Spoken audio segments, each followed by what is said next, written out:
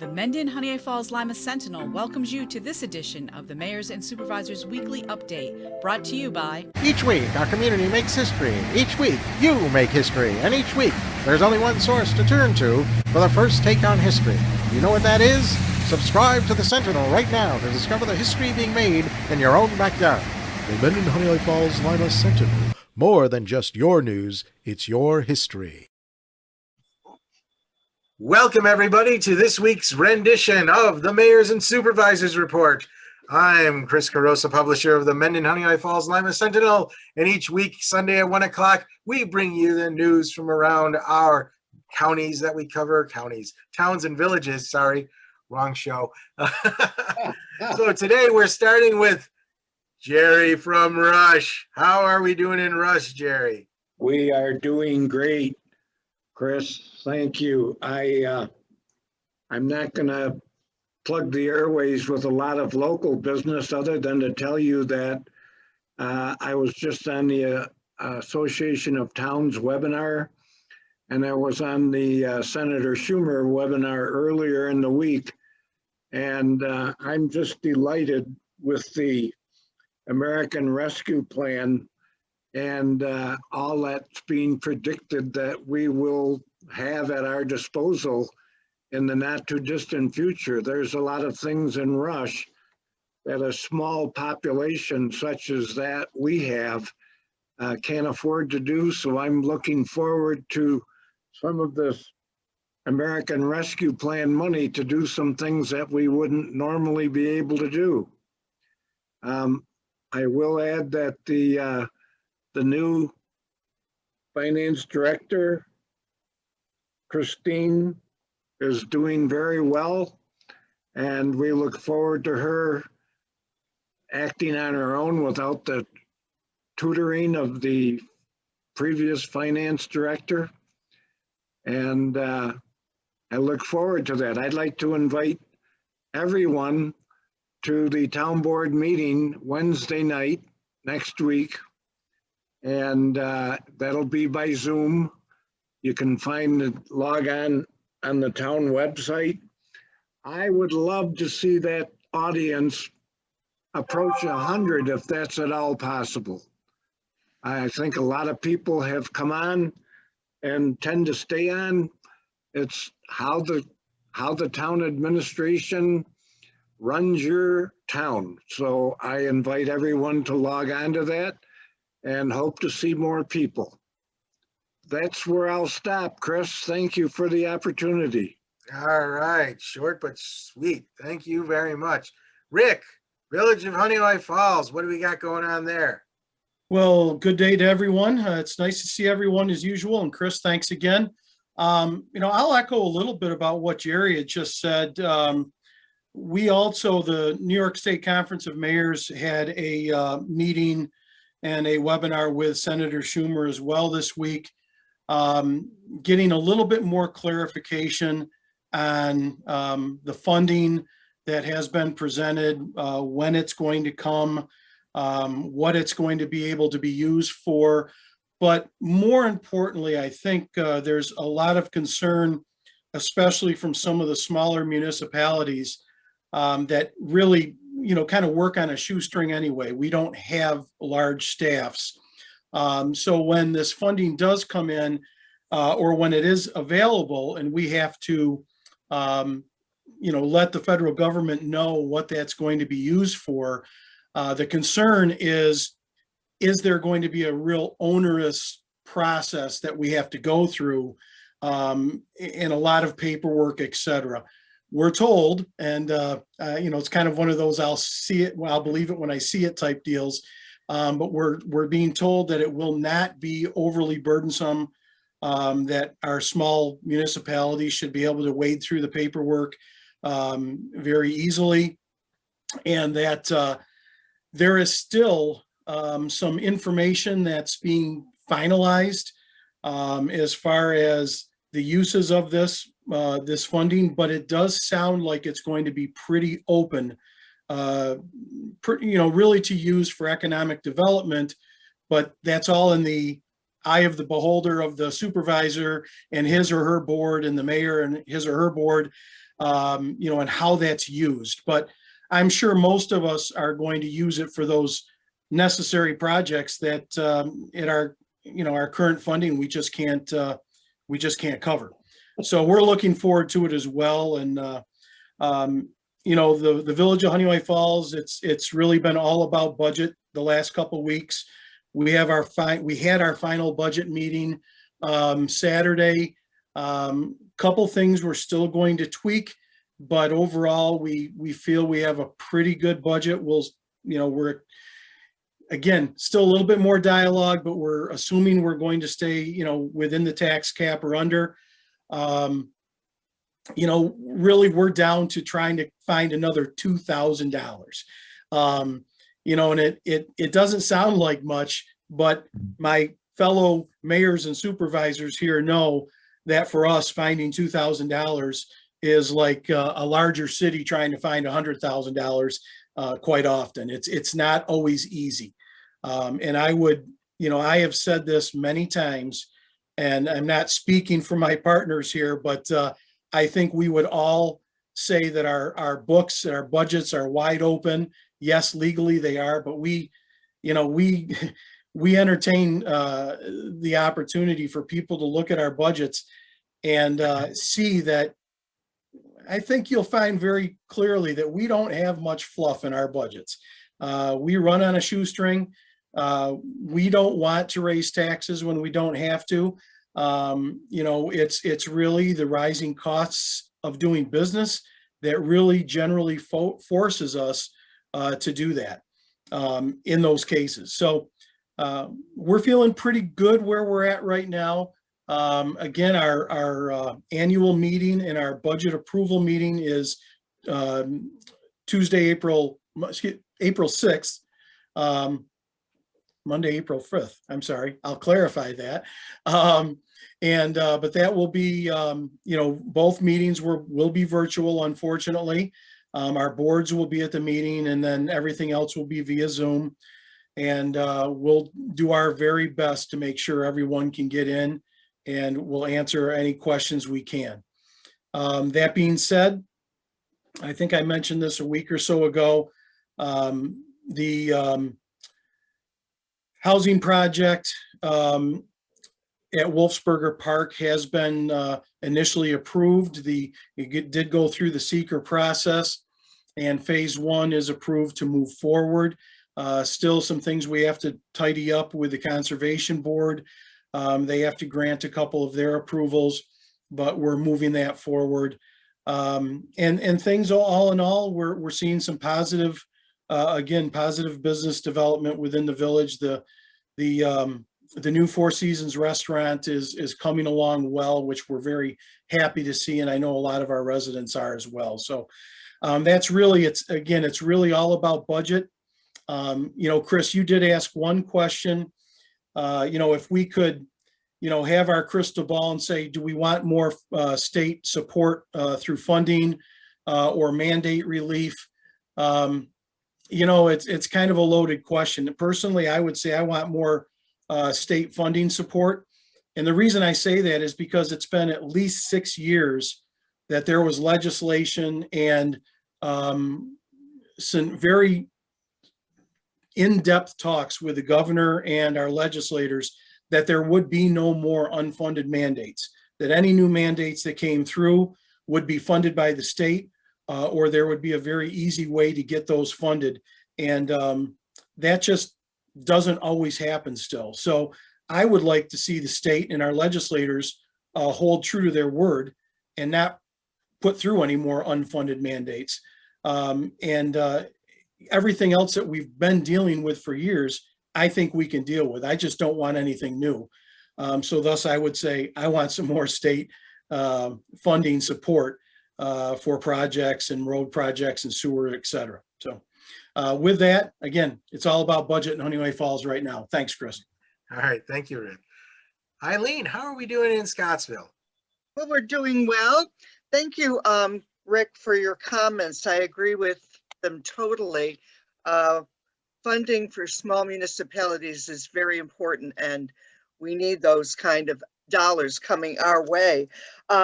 Along with that, we have a roundtable meeting scheduled with Congressman Chris Jacobs on Tuesday, March 23rd, this coming Tuesday at 11 a.m., which is being held at the Municipal Building in Scottsville.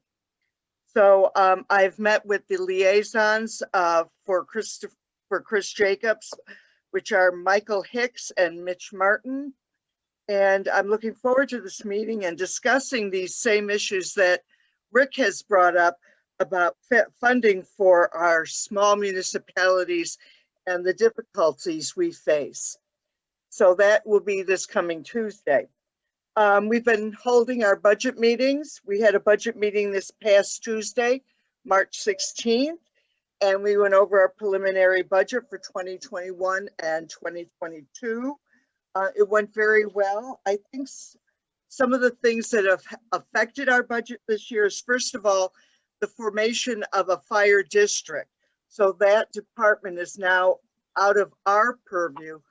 So that has affected our budget.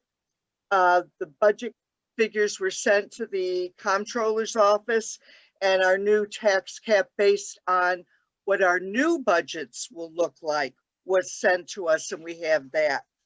So we have those new numbers, and that's what your taxes will be based on. The tax cap is not based on the inclusion of a fire department. The budget is looking good. Everyone has been very careful with their requests.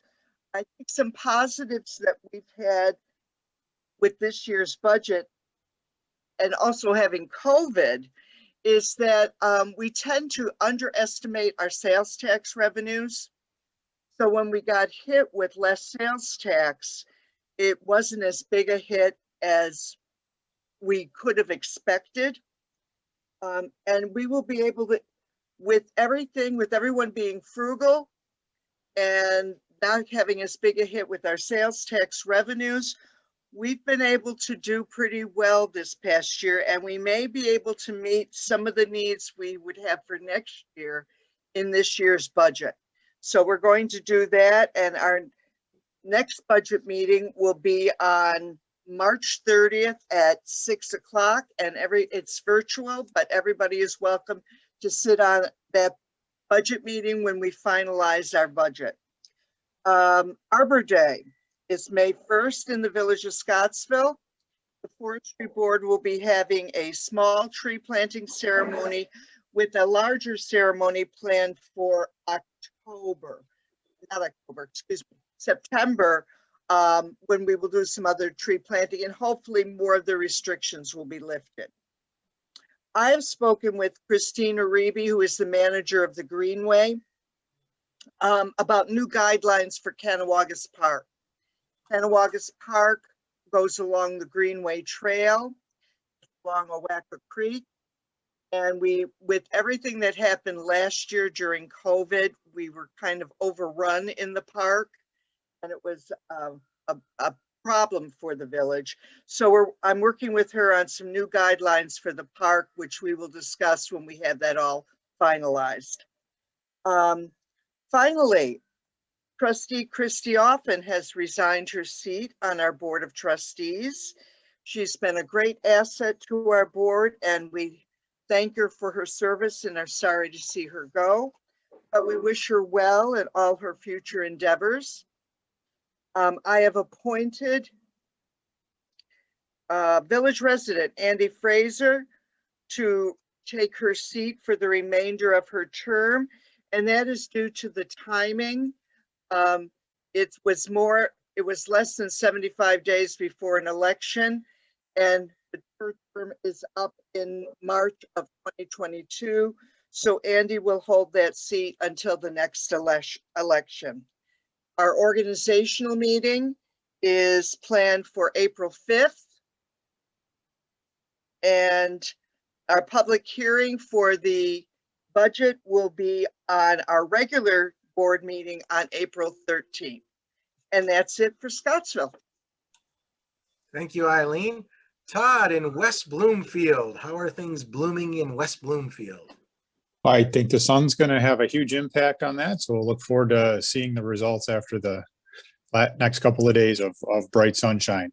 In regards to the comments about state funding and mandates, et cetera, not only from town, but from a county perspective, one of the things that's often a struggle is that when there are new services, programs, you think of all the things going on with mental health support, et cetera, the state often provides some assistance when those programs are initially being rolled out. Sometimes they are then deemed to be a mandate, or they are mandated with dollars that come with them.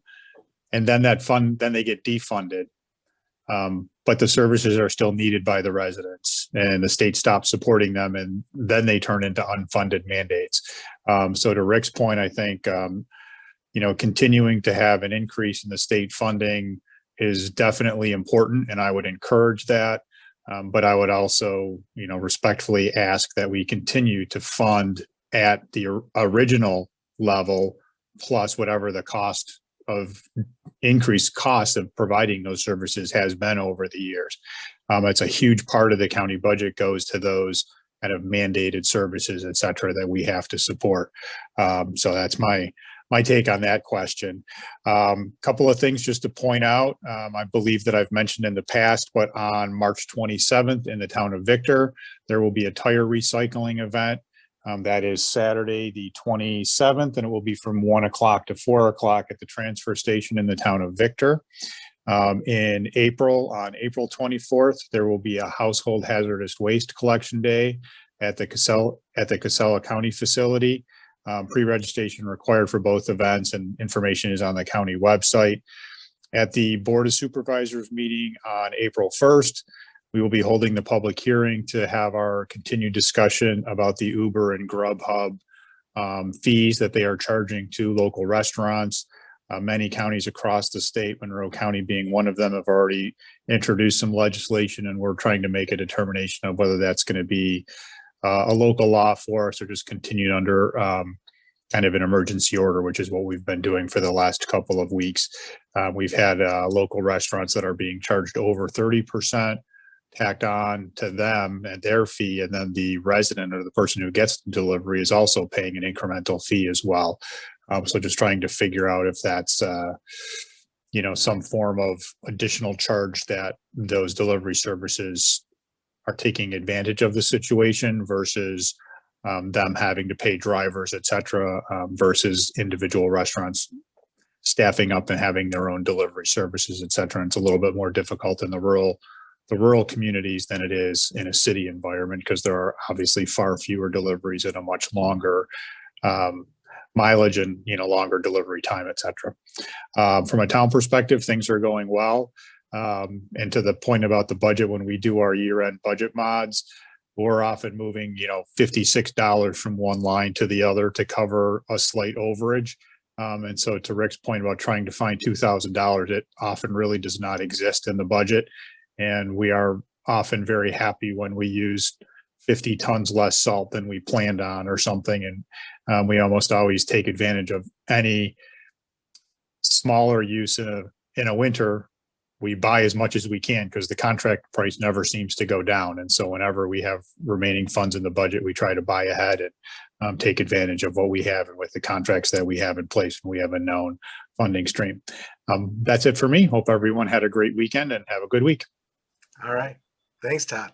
Mike, town of Lima, how we doing there? We are doing pretty doggone well. I would almost say that we're doing better than Jerry and Rush, because indeed while some cosmetic trim and flooring pieces have to be finished, the temporary lift has been removed from the front of the building and the elevator is operational. For us, that means that meetings may now be scheduled for the second floor of this building, which is a fully restored ballroom with a stage and a balcony and all of that stuff. Seating capacity under normal circumstances up there is 168, including stage and balcony. The meeting space can be scheduled through the town clerk at 582-1130. Once the project is complete and the final pieces of carpeting and trim and things are in place, then we will schedule a ribbon cutting. There will be a special meeting of the Lima Planning Board on March 31st, 7 p.m. in the second floor facility here to discuss the proposed development of the old Save-A-Lot building into a Family Dollar. This is going to be the first in-person meeting of the planning board in a long time, but given the amount of space and everything up there, the social distancing guidelines and such are easily met. And just lastly, the commenting about the New York State budget and all of those things, it has seemed that every time that there is a shortfall, the folks in Albany tend to go looking for that one piece that they can grab.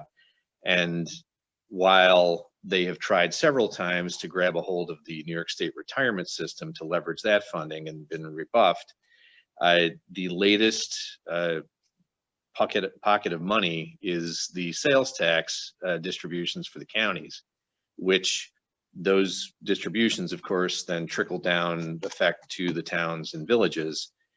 Most currently, that was the AIM funding. AIM was a consolidation of 3 different grant programs a number of years ago into one sort of automatic grant for each municipality based on a formula. It's no longer a grant from New York State. It's actually your share of the sales tax dollars being debited, held back by the state, and then sent out to the municipalities. And of course, last year at a reduced rate because they held back some more. And then, of course, they also held back sales tax funding last year for the emergency hospital fund in case the hospitals got into trouble during the COVID thing. So with just the AIM funding, Livingston County lost almost $500,000 of sales tax revenue right off the top. The other counties involved on today's call, more, of course, than that. I would hope that in the future, they just stop stealing our sales tax. The agreement is we get our 4% or 3.5%, whichever the counties have agreed on. That should stay with the counties so that their budgets aren't always being deflected. And that's all I got, Chris. All right. Anybody else have anything that they want to add before we sign off? Seeing none, thank you all for coming and thank you all for watching. Remember, every Sunday at 1 o'clock, we're here with the Mayors and Supervisors Update.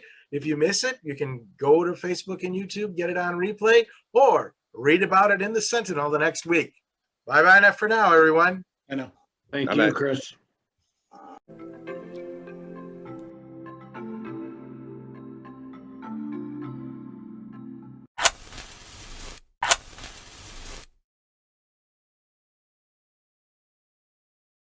Imagine yourself communicating with a difference. Pan-Dimensional Solutions helps you do this. Whether live spectator events, taped broadcasts, or real-time audience-engaging programs, you can benefit immediately from the tools Pan-Dimensional Solutions will share with you. Do you want to make a difference? Contact us at pandimensional.com.